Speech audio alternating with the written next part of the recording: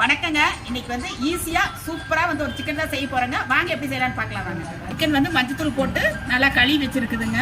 இதுலயே வந்து பெரிய வெங்காயம் போட்டுக்கலாங்க, தக்காளி பழம், இஞ்சி பூண்டு பேஸ்ட், பச்சை மிளகாய், கருவேப்பிலை, மல்லித்தலை, வீட்டில் அரைச்ச சிக்கன் மசாலா பொடி,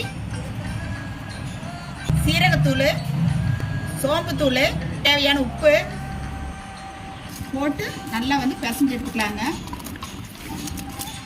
ஒரு அரை மணி நேரம் ஊறட்டுங்க. எண்ணெய் ஊற்றிக்கலாம். தட்டி வச்ச பூண்டு போட்டுக்கலாங்க, கருவேப்பிலை போட்டுக்கலாம், மிளகாய் வந்து 2 போட்டுக்கலாங்க. அரை மணி நேரம் ஊற வச்சு சிக்கன் போட்டுக்கலாம்.